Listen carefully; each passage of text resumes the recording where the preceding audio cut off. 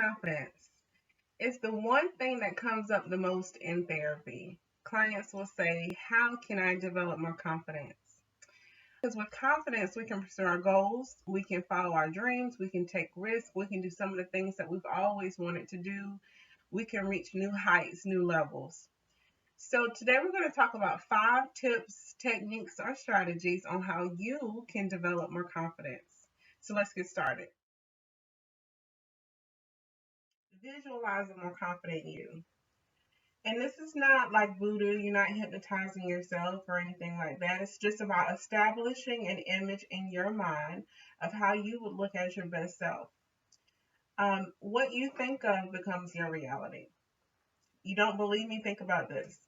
What happens when you watch a scary movie or you have a bad nightmare and you wake up in the middle of the night and all of a sudden you have to go to the bathroom? You hear creaks in the floor that you never heard before. You feel like somebody's over your shoulder. It's because the image that's been replaying in your mind has become your reality. Now it feels real to you. The same works if you're trying to be more confident. You have to envision what that looks like. What does that picture look like in your head? So, if you're stepping into a new career path, if you're thinking about going to school, say you have to sit for an exam, visualize what that looks like successfully. How do you look successfully in that position? And visualize it with all of your senses. What do you hear? What do you smell? What do you see? How do things really feel? And keep that image in the forefront of your mind. So if I'm preparing to sit for an exam, I want to envision myself passing that exam. I want to see me jumping up and down and calling my family and telling them that I've passed the exam. I want to see a big smile on my face. And I want to see myself successful, and I want to replay that image in my head over and over again so that can become my reality. And that's what I attract to me versus the opposite. And oftentimes we envision ourselves failing. We tell ourselves that we can't do it. We have self doubts, these voices that scream at us that tell us that we're not good enough and that we're not going to be able to get this promotion and somebody deserves it over us. And that's the image that replays in our head. And then what happens, you have a much better chance of that coming true. So, step one is to visualize yourself. Create a picture or an image of a more confident you and put that in the forefront of your mind. Tip two, and this is my favorite, is what I feel is most important, is to search internally for confidence. And what does that mean? I know that sounds kind of abstract, but I'm going to break it down. Um, it means that your confidence cannot be grounded on things that are outside of you. So if you say to yourself, I feel more confident when I have more money, or I have this status or this position, this new job, or when I have a new boyfriend, or when I have a husband, or when I have, a Rolls Royce, or I'm wearing a certain brand of clothing, then I feel more confident. But what happens when you lose those things? Because we all know that material things are fickle. Sometimes we have them, sometimes we don't. So what happens when, and then other people in our lives can come in and out of our lives. So what happens when we lose those things that we've based our confidence on? So when we lose the car, or when we lose the label, or if we lose the money, our confidence goes with it. So we have to ground our confidence on something that's internal, something that's inside. So what that means is that, a truly confident person can feel just as good about themselves in a 91 Nissan Sentra as they feel in a Rolls Royce, because their confidence is not grounded on something that's outside themselves. Their confidence is grounded on something that's internal. So, how do we get to that internal confidence? And that's my third tip, and that is to recognize your uniqueness. So, we were all created differently. We all have different fingerprints. There's not one other person in the world that has the same fingerprint as myself, or as yourself, or anybody else that's around you. So that means that we have different talents, different characteristics, and most importantly, different gifts. So that means that you have a gift and a talent that's unique to you and you alone, right? And so what does that mean? It means that only you can manifest that gift. Only you can bring forth that uniqueness. And what does that have to do with confidence? It means that we no longer have to compare ourselves to other people, because we know that we have gifts within ourselves that was given to us.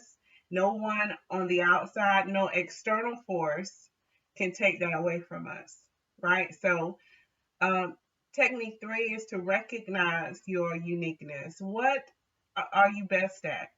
What do you have a major interest in? What do you love doing? What are you passionate about? What do you do better than you do anything else? Shine light on that. Figure out how to make that manifest in your life. Follow that. Follow the things that make you the happiest and that bring you the most bliss. And in that, you'll find confidence. All right, tip 4. So I had to sit up for this one because we're going to talk about body language. All right, so did you know that even when you don't initially feel confident, you can send a signal to your brain to be more confident? It's the same way that when you don't feel happy, when you smile, you're sending a signal to your body and to your brain to feel better or to feel happier. It's the reason why people tell you to smile when you're on the phone, because it changes the tone of your voice. It changes your spirit. It can even change some of the comments and remarks that you make to a person when you're talking to them. Because we know that the body and the mind are one. You can't have one without the other. The same way, the same thing works with body language and behavior in regards to confidence. So, for example, looking someone in the eye can give the message of confidence and can make you feel more confident. And also, looking someone in the eye for a few more seconds or a little bit longer than you usually would. Have you ever met someone who maybe intimidated you, or it was a new person that you kind of felt uncomfortable with, a new setting that maybe you were unused to? And so when you meet them, you might look at them, but then quickly kind of look away. And that sends the message to that person that you're not confident and you're not comfortable. So kind of forcing yourself to stare maybe a second or two longer than you usually would can make you feel more confident, that I'm able to look you in the eye and also send a message to another person that you are confident. So other things like posture, you know, having your shoulders down, your head up high, your shoulders back, smiling, again, eye contact, a firm handshake, just standing up tall. There's a big difference between this and in this. I feel more confident positioning myself like this. So simple things like this, I think, is sometimes the things that we forget, that even when we don't initially feel confident, we can tell our brains to get in alignment with us that we're going to be confident right now in this moment by just changing our body language and changing our behavior. All right, so we're down to the last tip. Tip number 5: know your stuff, and be prepared for whatever it is that you're attempting to pursue. So again, reasons that we need to be more confident is because, we just want to feel better about ourselves, or we might be pursuing a new opportunity. We're going after a promotion. We want to start a new career, whatever it is. Know your stuff. What can you learn about what you may be pursuing? Say you're pursuing a promotion within your company.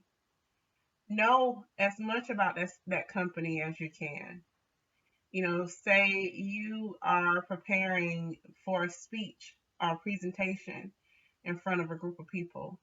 You should know that speech in and out, right? Um, the speech should be as if you told it over and over and over again. You're solid in the information.